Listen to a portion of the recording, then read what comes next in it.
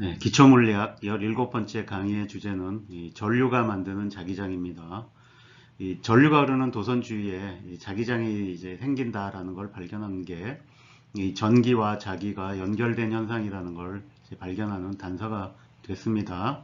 그래서 이 전류가 만드는 자기장에 대한 이 정량적인 법칙이 이 비오사발의 법칙과 앙페르의 법칙인데, 이 강의에서는 이 두 법칙에 대해서 배우고, 그 다음에 이 자기장에 전류가 흐르는 도선이 놓이면 자석 사이에 힘이 작용하듯이 이 도선 자체가 힘을 받게 되는데, 그래서 이걸 이제 이 로렌츠 힘이라고 부릅니다. 그래서 이 로렌츠 힘에 대한 이 정량적인 법칙을 다루도록 하겠습니다.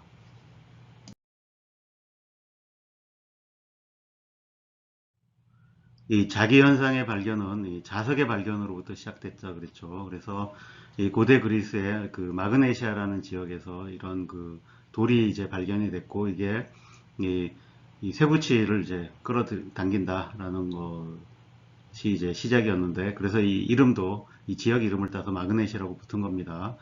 그리고 이 자석은 그 두 개의 극성이 존재한다. 그래서 이제 남극과 북극으로 이름을 붙였는데, 그 이거는 지구도 자석이어서 이런 그 자석이 이제 그 남쪽과 북쪽을 가리킨다라는 걸로부터 이렇게 이제 이 이름을 붙였던 거죠.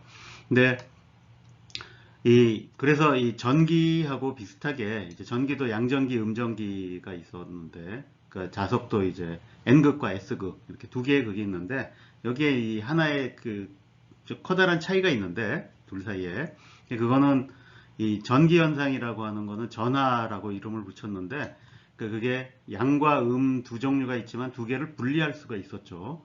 근데 거기에 반해서 이 자기 현상을 일으키는 이 자석이라고 하는 건 이렇게 둘로 나눠 봤더니 이 여전히 각각이 이제 N과 S로 또 다 되더라. 그러니까 자석을 나눠도 극이 분리되는 게 아니라 또 다른 작은 자석이 되더라 라는 거였습니다. 그래서 이걸 이제 자기 쌍극자라고 부릅니다. 그래서 항상 자석은 남극이 붙어 있는 이제 자기 쌍극자다라는 거였고, 그래서 그럼 분리된 N과 S가 분리된 거는 지금까지 이제 발견된 적이 없습니다. 근데 이런 게 있었다면 우리가 전하에 대응하는 개념으로 자하라고 불렀을 수도 있을 텐데, 그건 나온 적이 없다. 근데 저 자하라고도 부르는 대신에 또 자기 홀극이라는 말도 많이 씁니다. 그래서 이 자기 홀극은 발견된 적이 없다라는 거고, 그래서 지금까지 발견된 모든 이 자기장과, 그러니까 자석과 관련된 거는 다 자기 쌍극자였다라는 거고, 그 다음에 이제 20세기 와서, 그러니까 19세기에는 이렇게 전류가 흐르면 자기장이 생기는데, 역시 이것도 마찬가지로 자석과 똑같이 이제 자기 쌍극자 형태로 생깁니다. 그 다음에 전자와 같이 전하를 띠고 있는 이 소립자는 이제 스핀이라는 걸 갖고 있는데, 그래서 자석이 된다. 그래서 이런 물질이 왜 자석이 되는가 하는 거는 이제 이런 이 물질을 이루고 있는 전자가 이제 자석이기 때문에 그렇다. 뭐 이런 것들이 이제 밝혀졌습니다. 우리가 전기 현상을 이제 다룰 때, 특히 이제 쿨롱의 법칙을 이제 전기장이라는 이제 새로운 개념을 도입해서 다뤘었죠. 그러니까 마찬가지로 이 자기 현상에 대해서도 내가 자기장이라는 걸 이제 도입해서 다루면 더 이제 정량적으로 더 잘 다룰 수 있습니다.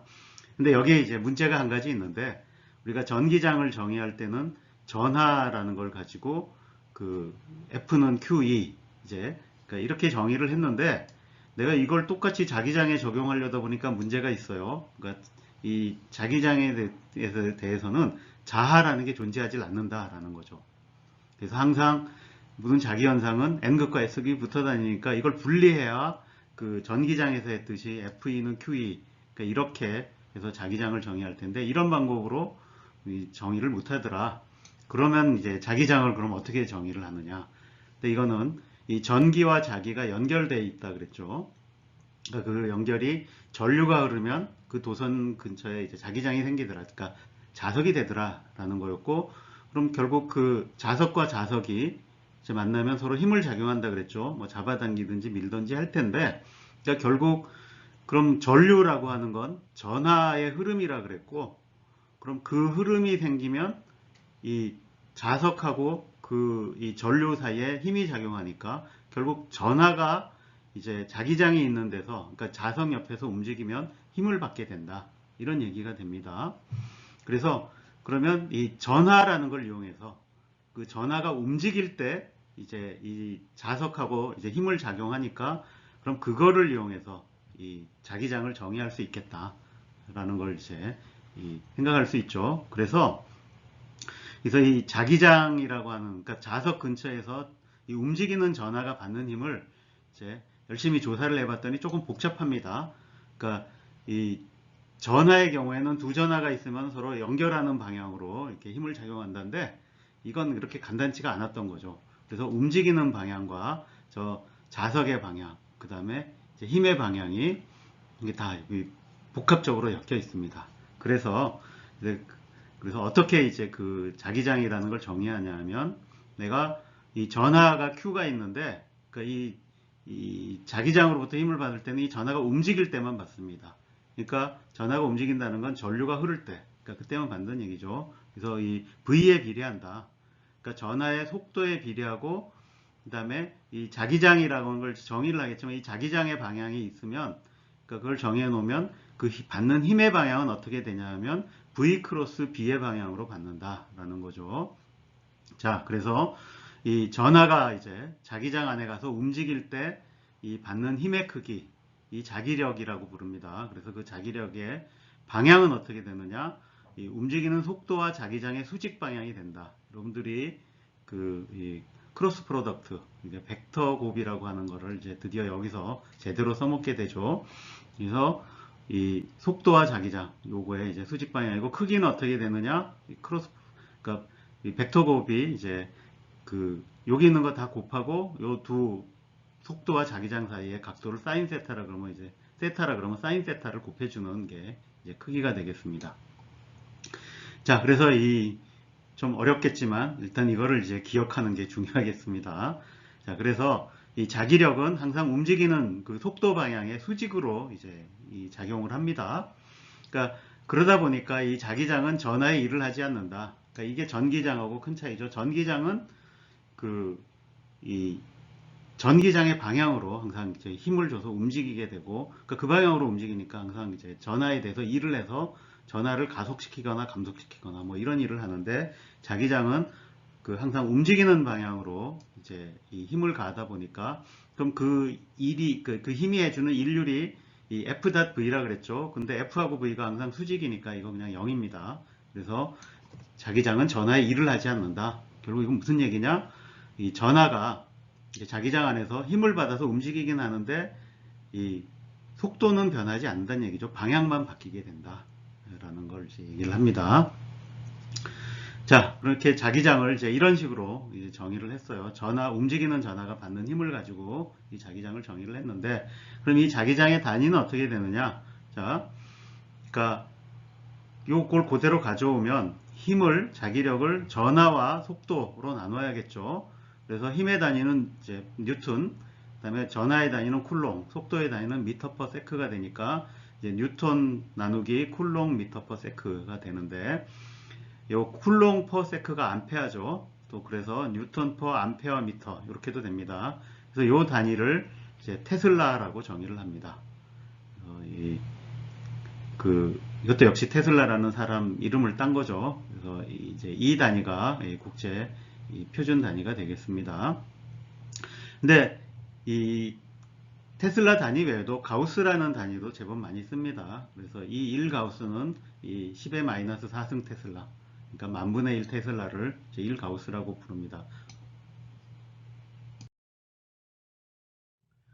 이 자기장의 세기에 대한 감각을 좀 익히기 위해서 이제 몇 가지 예를 이제 들고 나왔습니다. 그래서 여기 보면 이거는 지구도 자석이라 그랬죠. 그럼 지구 이 지표면 근처에 자기장이 존재하는데, 그래서 이 대략적인 이 자기장의 크기가 이제 가우스 정도 됩니다. 그래서 이 가우스란 단위를 이제 안 버리고 쓰는 이유가, 이렇게 이 지구과학이나 천문학에서 아직도 가우스 단위를 많이 쓰기 때문에 그렇습니다. 그래서 대략 지구 자기장의 세기가 대략 이제 0.5가우스 정도 된다. 라는 거죠. 이걸 보면 1테슬라라는 이 자기장의 세기가 굉장히 센 세기입니다. 그래서 여기 보면 이게 이제 자석 중에 제일 강력하다는 네오디뮴 자석이라는 건데, 이 네오디뮴 자석은 이제 이 네오디뮴하고 철 붕소를 이제 섞어서, 물론 이제 철이 주성분이긴 합니다만, 이제 이렇게 하면 훨씬 더 강력한 자석이 된다고. 그러니까 이 근처에서는 이제 1테슬라까지 자기장이 이제 나올 수 있다고 합니다. 근데 그거보다 훨씬 더 강력한 이제 이 자석을 만들려면 이제 이 물질로 만든 자석으로는 어렵고, 이렇게 전기를 흘려서 만든 이제 전자석이라는 걸 써야 되는데, 그러면 이제 더 센 자석을 만들죠. 이제 수 테슬라에 이르는. 그렇지만 굉장히 강력한 걸 만들려면 이렇게 전류를 많이 흘려야 되고, 그렇게 전류를 많이 흘리면 저런 도선이라는 게 항상 저항이 있기 때문에 전류가 너무 많이 오면 열이 나겠죠. 그래서 못 견딥니다. 녹아버리거나 뭐 폭발하거나 이럴 수 있기 때문에, 그래서 강력한 자석, 전자석을 만들기 위해서는 이제 초전도체를 씁니다. 그래서 이런 걸 초전도 전자석이라고 그러고, 그런 경우에는 이제 뭐 10테슬라 이상, 수십 테슬라까지 이제 가능하고, 현재 아마 이 45테슬라라는 게 이게 이 사진일 텐데, 이제 가장 강력한 초전도 자석이 낼 수 있는 이 자기장의 세기가 이 정도 되겠습니다.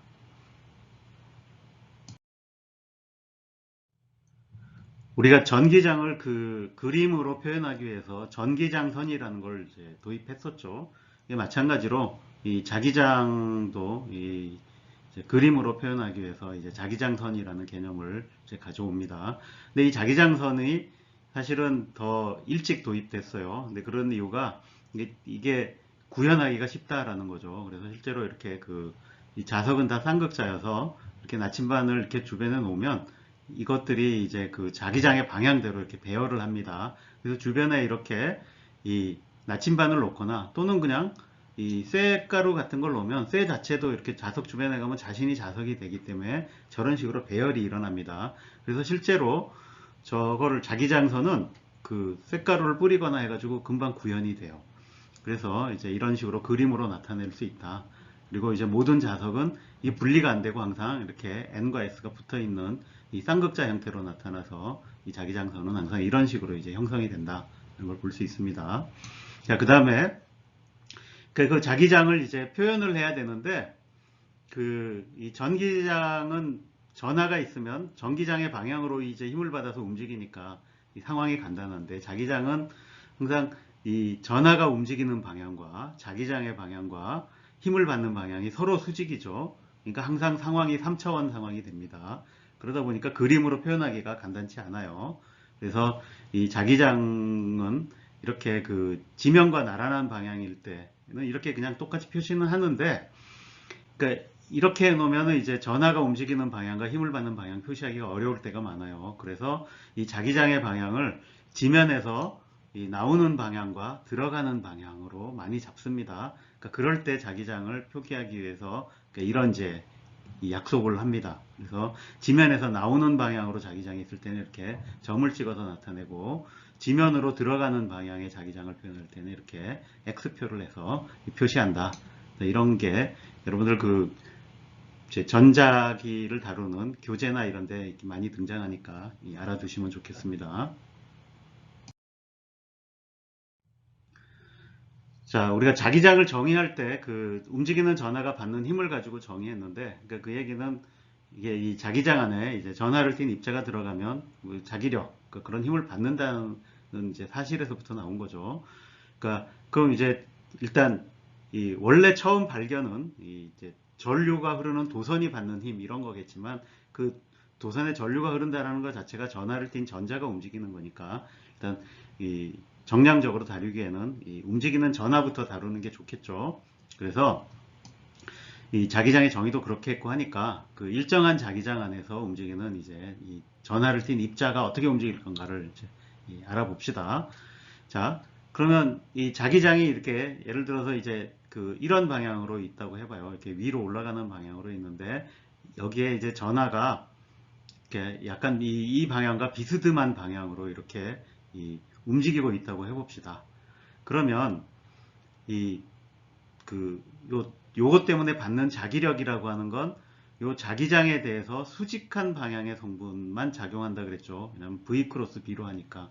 그래서 요쪽 방향의 이 성분은 이 자기력과는 관계가 없어요. 그래서 요 방향만 중요하다. 그래서 요 벡터를 이 자기장과 나란한 방향 이렇게 표시한 건 이제 나란하다는 뜻이고, 그다음에 수직한 방향 이렇게 표시한 건 수직이라는 뜻입니다. 둘로 나눠요. 그래서 이 자기장의 수직인 방향의 운동, 그럼 이 방향에 대해서는 자기력이 어떻게 작용하냐? V 크로스 B로 작용한다 그랬죠. 그럼 V 크로스 B면 이렇게 돌아가는 거니까, 자, 이때 힘을 어떻게 받겠어요? 네, 자, 들어가는 방향으로 받겠죠. 저렇게.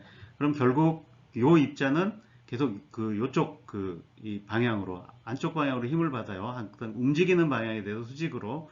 그러면 이게 어떤 운동을 하겠어요? 그러니까 내가 이렇게 움직이는 방향에 대해서 항상 수직 방향으로 받으면 이 힘은 구심력으로 작용한다. 그래서 원운동을 하게 된다라는 거죠. 그래서 우리가 그 앞에 이 구심 가속도의 크기 구했던 거를 가져다 쓰면, 그러니까 이 자기력의 크기는 QV 크로스 B인데, 크기는 그러니까 QV의 요 수직 방향, 요게 이제 요거의 사인 세타겠죠. 그래서 수직 방향의 크기하고 자기장의 크기, 요 다 곱한 게 되는데, 이게 구심력과 같다. 그러면 그 구심력 움직이는 게 R분의 MV 제곱이 되겠죠. 그래서 요게 같다라는 것, 요 조건을 이제 여러분들이 적용을 해야 되겠습니다. 그래서 요것만 적용하면, 그러니까 이게 이제 원운동 한다라는 건 알겠죠. 요거에 대해서. 그래서 그럼 그 원운동의 반지름은 요 관계식에서부터 이제 R을 구하면 되겠죠. 예. 그래서 이게 다 보내고 이렇게 하면, 정리를 하면 R은 이제 MV 수직 나누기 QB가 된다고. 이제 MV 수직은 그 수직 방향의 운동량으로도 바꿔 쓸 수 있어서 내가 P 수직 나누기 QB로도 된다. 이런 걸 알 수 있습니다. 자, 그 다음에 이런 원운동을 하는데 이 한 바퀴 도는데 걸리는 주기는 어떻게 되느냐? 그럼 요 2πr을 이제 V 수직으로 나눠준 게 될 테니까, 요 위에 구한 R을 여기다가 집어넣으면 요 V가 상쇄되죠. 그 소거가 돼서 2파이 n분의 QB가 됩니다. 자, 그래서 이 원운동의 주기는 그 대전 입자의 속력과 무관하다. 그러니까 반지름은, 자, 속력이 크면 그 속력에 비례해서 반지름은 커졌는데, 그럼 속력도 거기에 비례해서 컸으니까 이제 한 바퀴 도는데 걸리는 시간은 이 대전 입자의 속력과 무관하게 다 똑같다. 그래서 어떤 속력으로 들어오든지 이 도는 반지름은 다른데 한 바퀴 도는데 걸리는 시간은 같다라는 걸 알 수 있습니다. 자, 이거는 이제 요 수직 방향의 운동이었고, 수평 방향은 어떻게 돼요? 그러니까 요 방향의 속도는 뭐 힘하고 관계없이 그냥 계속 이쪽 방향으로는 전혀 힘을 안 받으니까, 그러니까 그냥 등속 운동을 하게 됩니다. 그러면 이 수평 방향의 등속 운동과 수직 방향의 이제 원 운동이 합쳐지면 어떻게 되겠어요? 그래서 이렇게 이 나선을 그리면서 이제 나가게 된다라는 걸 알 수 있습니다. 그렇죠? 예. 그래서 일반적으로 이제 일정한 그 자기장에 들어온 이 전하는 이 수평 방향으로는 등속 운동, 그 다음에 수직 방향으로는 원 운동을 해서 이 나선 운동을 한다. 이렇게 아시면 되겠습니다. 자, 이 그림은 그래서 이렇게 여기는 이제 이 헬름홀츠 코일이라는 건데, 이렇게 두 코일 감아 놓은 거를 이렇게 전류를 흘리면 여기가 이제 각각이 자석이 되는데, 이 두 개를 딱 맞춰 놓은 거리, 요 반지름만큼 띄워 놓으면 요 중간에 이제, 그러니까 굉장히 일정한 자기장이 형성이 됩니다. 그 자기장 안에서 지금 이 사진이 뭘 보여주냐면, 그러니까 이 전자를 이렇게 가속을 시켜서 이제 내보내는 겁니다. 그럼 이렇게 이 자기장의 방향은 지금 이 경우에는 이제 지면에서 들어가는 방향 또는 나오는 방향으로 걸리고, 이 전자는 그러니까 그 면에 대해서 그 면을 따라 움직이니까, 그러면 이제 수직 방향으로 힘을 받아서 이렇게 원운동한다라는 것을 이제 보여주는 겁니다. 그래서 이 전자의 움직임을 보여주려면 이 안에 이제 적당한 기체를 넣어서, 그러니까 굉장히 희박하게 기체를 넣으면 전자가 지나가면서 이렇게 빛을 내서 전자의 궤적을 볼 수 있는 겁니다. 원운동한다라는 걸 알 수 있죠. 자, 옆에 있는 이 그림은 이렇게 이제 소립자 그 물리학의 그 이제 입자 가속기 실험 같은 데서 이제 얻어진 사진인데, 이렇게 여기는 그 입자가 지나가는 궤적들을 볼 수 있는 장치들이 있습니다. 그래서 이렇게 입자들이 막 지나가는 궤적들이 보이죠. 근데 여기 보면 이렇게 여기에 자기장을 걸어둡니다. 그러면 이 빨리 지나가는 입자와 천천히 지나가는 입자, 그러니까 전하를 띄고 있으면 이게 휘어지겠죠. 지금 이것들도 살짝 보면 휘어 있는데, 그거는 굉장히 조금 휘어 있죠. 이거는 굉장히 빨리 지나간다는 얘기예요.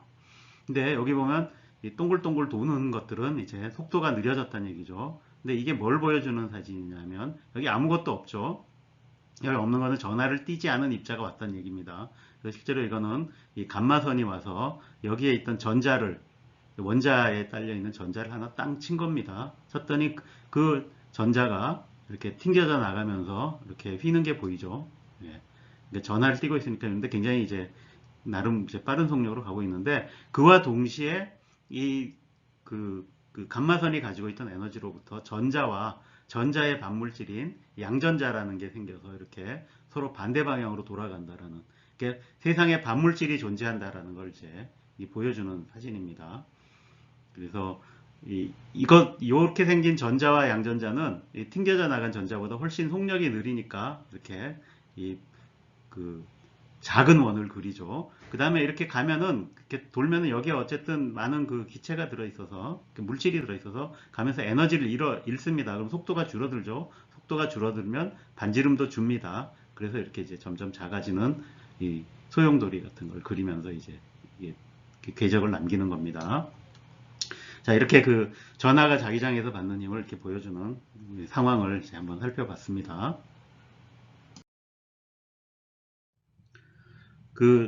자기장 안에서 움직이는 전하가 이제 어떤 힘을 받는다. 그게 이제 F는 Q, V 크로스 L 이거였죠. 근데 그거를 이용하면 전류가 흐르는 도선이 받는 힘이 어떻게 되나도 이제 계산을 할 수가 있습니다.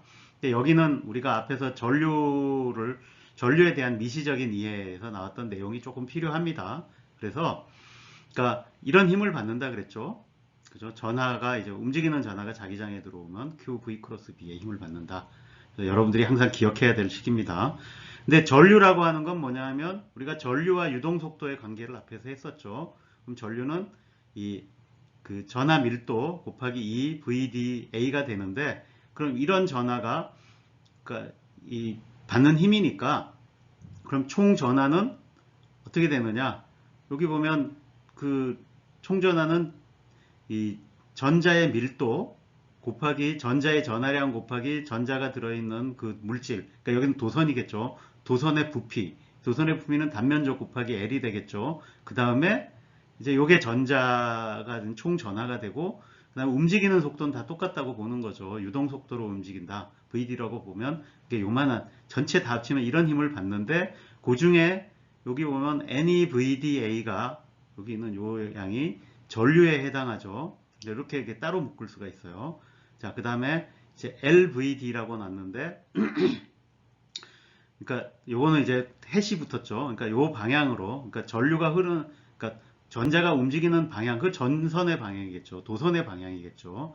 그래서 요건 전류가 되고, 요건 도선의 방향에다가 도선의 길이를 곱했으니까 이걸 내가 도선 벡터라고 볼 수 있는 거죠. 그래서 해보면 I L 크로스 B가 된다. 그죠? 그래서 이 전하 하나하나에 대해서는 그러니까 FB가 QV 크로스 B였는데, 이렇게 전하를 띈 전자들이 대거 움직이면 흐르는 전류 I의 관계식으로부터 이 도선이 받는 힘은 IL 크로스 B가 된다. 라는 것을 알 수가 있습니다. 자, 이거를 응용해서 이 도선에 받는 힘을 한번 계산해 보도록 합시다. 이 전류가 흐르는 도선이 자기장에서 힘을 받는 영상을 하나 보도록 하겠습니다.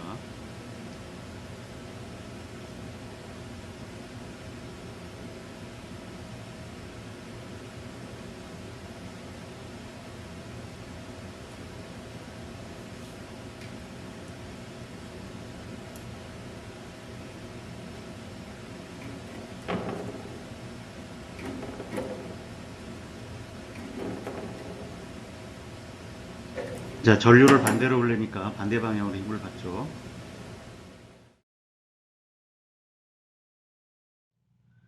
자, 다음은 이 전류가 흐르는 도선이 자기장에서 힘을 받는다는 걸 이용하면 우리가 전기 에너지를 이제 일로 바꿀 수 있죠. 그게 전동기죠. 그래서 이 전동기를 그러니까 또 이렇게 간단하게도 만들 수 있다라는 걸 보여주는 영상을 보도록 하겠습니다. 자, 이런 간단한 것 정도는 여러분들도 직접 해볼 수 있겠죠. 그래서 실제로 한번 느껴보는 거 굉장히 중요합니다.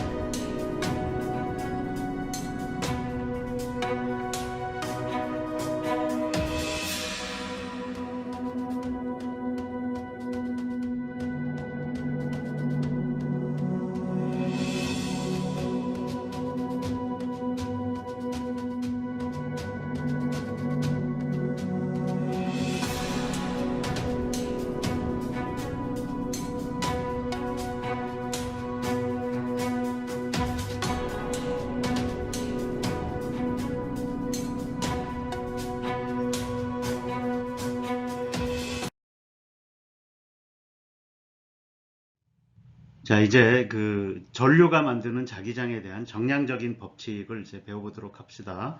그래서 여기에 대한 연구는 여기 있는 여러분들이 이제 쭉 했고, 그래서 지금 이제 배울 거는 요 비오사발의 법칙이라는 것인데, 그래서 여기 보면 그 전류가 흐르는 도선을 이렇게 전류의 크기 I고 도선의 방향을 이제 DS라고 표현을 했으면 이제 이런 방향으로 요런 공식에 의해서 자기장이 생긴다. 라는 걸 이제 적었습니다. 쿨롱의 법칙보다 훨씬 좀 크로스 프로덕트도 나오고 좀 복잡해 보이죠? 예. 그래서 이걸 이제 비오사발의 법칙이라 그러고, 이렇게 적은 이제 법칙을 조금 더 수학적으로 이제 다루기 좋게 하려면 이게 좀 계산이 복잡하니까 약간 다른 형태로 이제 적을 수 있는데 그걸 이제 앙페르의 법칙이라고 부릅니다. 그래서 이 앙페르의 법칙은 내가 자기장에 대한 이제 고리 적분으로서 이렇게 이제 표현할 수가 있습니다. 그래서 이 강의에서는 이 비오사발의 법칙을 써서 이제 계산하는 것만 해보고 이 앙페르의 법칙은 여러분들이 일반 물리를 학을 이제 수강하면서 배워보시기 바랍니다. 자, 비오사발의 법칙은 이 전기장에 대한 그 쿨롱의 법칙보다 이제 약간 상황이 복잡합니다. 그래서 여기 보면 이렇게 전류가 흐르는 도선이 있고, 이제 이 도선에 이제 I라는 이 크기의 전류가 흐르고 있는 거죠. 그때 이 도선의 한 부분, 요 DS라는 요 부분이 이제 그럼 접선 방향으로 이렇게 벡터를 잡을 수 있겠죠. 이 부분이 여기서 이 R만큼 떨어진 요 지점에 만드는 자기장의 크기에 대한 이제 이 식을 줍니다. 일반적으로 이 도선이라고 하는 건 이 전하하고 달리 이렇게 한 점에 있는 게 아니라 쭉 펼쳐져 있으니까 내가 이 도선에 대한 전체에 의한 이 자기장을 구하려면 이 부분, 그러니까 이 미소 도선이 주는 이 자기장에 대해서 전체를 적분을 해야 되겠죠. 근데 그 적분은 물론 이렇게 이 벡터 적분이 되겠습니다. 자기장의 벡터니까 물론 간단치 않겠죠. 그러니까 어쨌든 이제 이런 내용이다라는 것을 여러분들이 일단은 뭐 기억을 해야 될 것 같습니다. 자, 그래서 일단 자세히 살펴봅시다. 그래서 방향을 일단 봐야겠죠. 이 방향을 보면 여기 보면 DS라고 하는 게 도선의 방향입니다. 도선의 방향이고 여기 R햇이라고 하는 건 이 도선과 내가 계산하려고 하는 이 지점을 잇는 이제 이 벡터죠. 그래서 요 두 벡터의 크로스 프로덕트로 주어졌으니까 요거와 요게 만드는 면에 대해서 수직 방향. 지금 이 경우에는 어떻게 되겠어요? 이렇게 올라가니까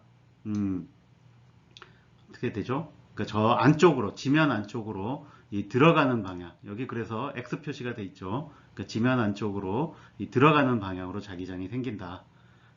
방향을 일단 잘 따져야 됩니다. 자, 그 다음에 나머지는 크기죠. 자, 크기는 어떻게 되냐? 예, 쿨롱의 법칙과 마찬가지로 이제 R 제곱분의 1로 줄어든다. 라고 돼 있고, 뭐에 비례하냐 하면 전류에 비례하고 R 제곱분의 1로 떨어진다. 라는 거죠. 그럼 그 앞에 이제 비례상수가 있는데, 이 비례상수는 이런 식으로 적습니다. 그러니까 이거를 하나로 적어도 되는데 우리가 전기장에서도 이 진공의 유전율이라는 걸 도입해서 이 K라는 상수를 4파이 입실론 제로분의 1로 적었었죠. 이 자기장에 대해서도 마찬가지로 이번에는 이 뮤 제로라는 이제 상수를 도입해서 4파이 분의 뮤 제로라고 적습니다. 그리고 이 뮤 제로를 이제 진공의 투자율이라고 부릅니다. 그러니까 영어로는 이제 마그네틱 퍼미어빌러티라 그러니까. 그리고 이 값은 딱 정해져 있어요. 이렇게 이 4파이 곱하기 10의 마이너스 7승 이 암페어 그 다음에 분의 이제 테슬라 미터 이렇게 됩니다. 예, 약간 이상하죠. 그 전기장의 경우에는 진공의 유전율이 굉장히 뭐 숫자 복잡한 이제 이런 거였는데 그 진공의 투자율은 왜 이런 딱 떨어지는 숫자가 됐느냐? 예, 그거는 그러니까 전하의 단위를 정의할 때하고 이거는 이제 전류의 단위를 먼저 정했다 그랬죠. 전하의 단위 대신에 그래서 전류의 단위를 정할 때 이렇게 되도록 그냥 전류의 단위를 정했기 때문에 그런 겁니다. 그래서 요거는 이렇게 숫자가 딱 떨어지는 숫자가 되고 이제 전하는 그거를 기준으로 해서 정의를 하다 보니까 이제 숫자가 복잡해진 겁니다.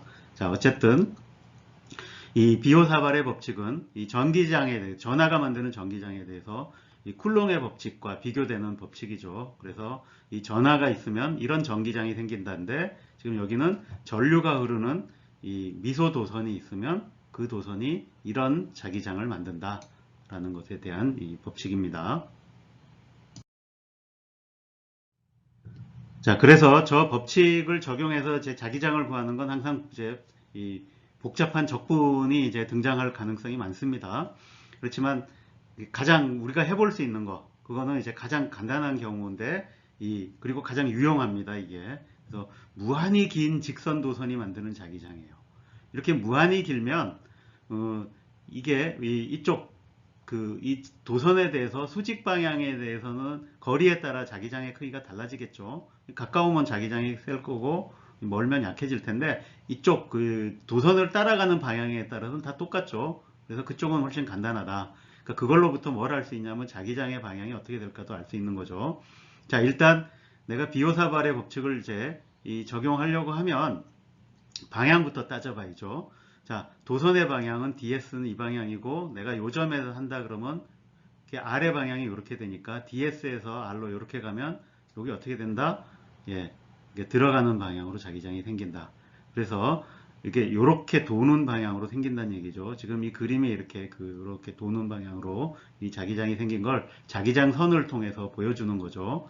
앞에서 자기장 선 보여주는 방법이 이렇게 색가루 뿌려서 흔들어 보면 이제 이렇게 생긴다는 걸 볼 수 있죠. 그래서 실제로 지금 이렇게 들어가는 방향 저쪽으로 이렇게 밑에서 이렇게 보면 이런 방향으로 생기니까 여기 이제 방향은 이렇게 된다. 크기는 이제 비오사발의 법칙을 적용을 해야죠. 그죠? 그래서 내가 요 거리는 이제 이렇게 되겠죠. 내가 요 위치, 그러니까 요 도선상의 위치를 S라 그러면 이렇게 되고, 그러니까 요 이제 수직 거리를 내가 R 이렇게 수직이라고 쓰면 요 거리는 이제 이렇게 표시가 되겠죠. 그 다음에 각도도 중요하죠. 요 세타를 구해야 되니까 요 사인 세타는 이렇게 될 겁니다. 그러면 자기장의 세기는 이 R 제곱분의 IDS 나오고 그 다음에 요건 앞에 있는 상수고 그 다음에 이제 사인 세타 각도 나와야죠. 예, 그래서 요거를 이제 적분하는데 사인 세타가 요거니까 이렇게 놓고 이제 적분을 하면 됩니다. 자, 요거 적분이 잘 이제 안 될 것 같은데 생각외로 쉽게 됩니다. 그래서 답이 요거예요. 여러분들이 이거 직접 적분 잘 안 되면 요거 미분해 보시면 될 거예요. 이렇게 집어넣고 해보면 답은 간단하게 나옵니다. 그래서 이런 답이 나옵니다. 그래서 2파이 r 수직분의 뮤제로 i. 그러니까 요거는 그냥 상수니까 여기 4파이분의 뮤제로를 빼고 나면 그러니까 2r 수직분의 i가 된다. 그래서 요 수직거리 r분의 1로 떨어지고 전류에 비례한다. 그러니까 이렇게 이제 기억하시면 되겠습니다. 자, 요거는 잘 기억해 두시면 좋겠습니다. 자, 이번 강의 앞부분에서는 이 도선이 흐르는 전류가 자기장에 놓이면 힘을 받는다. 그러니까 그걸 이제 로렌츠 힘이라 그랬는데 그게 F는 IL 크로스 B 이렇게 된다는 걸 배웠죠. 자, 그 다음에 이번에는 도선에 전류가 흐르면 생기는 자기장을 어떻게 계산하는가. 이제 비오사발의 법칙이었고 이 무한한 도선일 때 어떻게 되는가를 봤습니다. 자, 그러면 이렇게 두 개의 도선이 놓여 있으면 이 두 도선 사이에 힘이 작용하는데 그 크기가 얼마나 되겠나 계산할 수 있겠죠.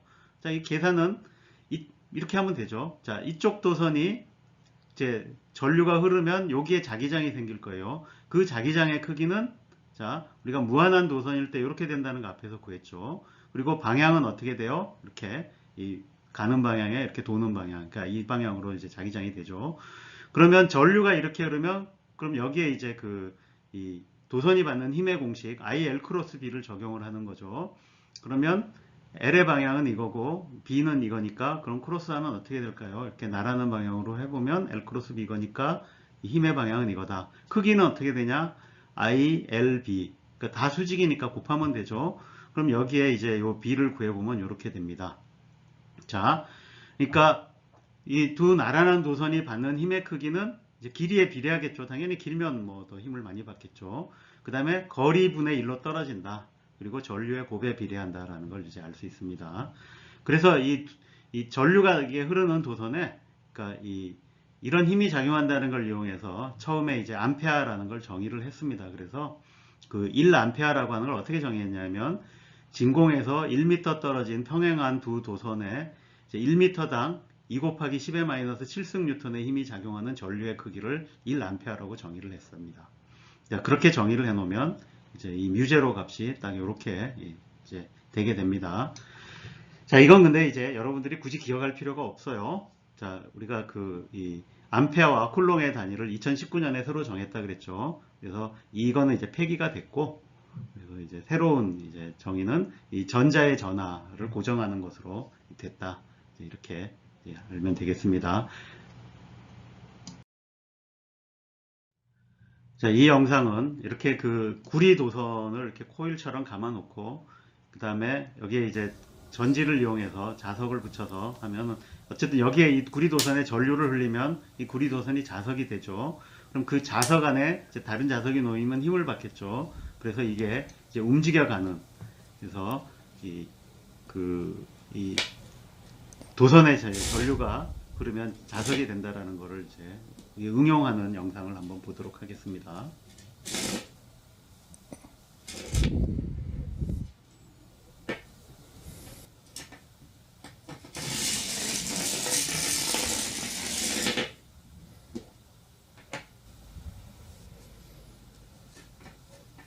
자, 여러분이 실제로 이걸 해보려고 하면 자석 건전지에 붙일 때 방향 잘 맞춰야 됩니다. 자, 이렇게 움직이는 게 보이죠?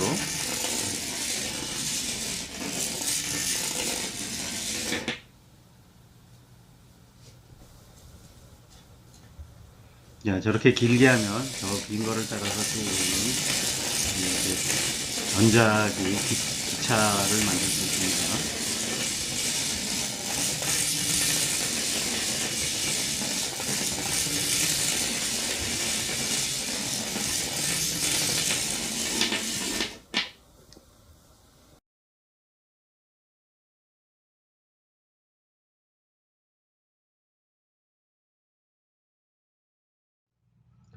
네, 이렇게 전자기력을 이용하면 화약 대신에 이제 전자기력을 쓰는 대포도 만들 수 있다라는 것을 이제 보여주는 영상입니다. 그래서 이 미 해군에서 개발한 이 레일건이라는 이제 이 무기입니다.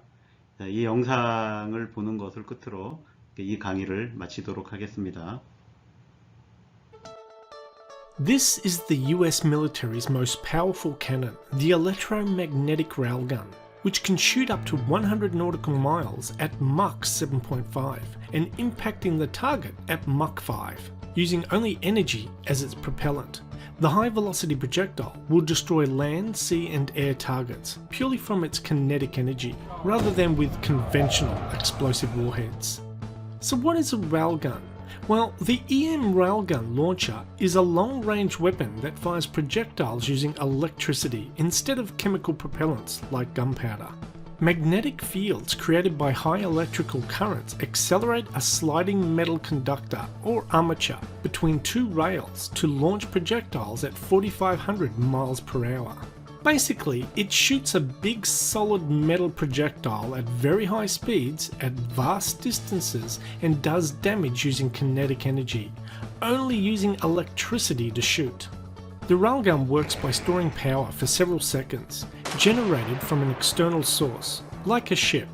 After the weapon is charged with some 32 megajoules of energy, its capacitors send an electrical pulse down two long rails, one negatively charged and one positively charged, generating an electromagnetic field that fires the projectile along the two rails at up to Mach 7.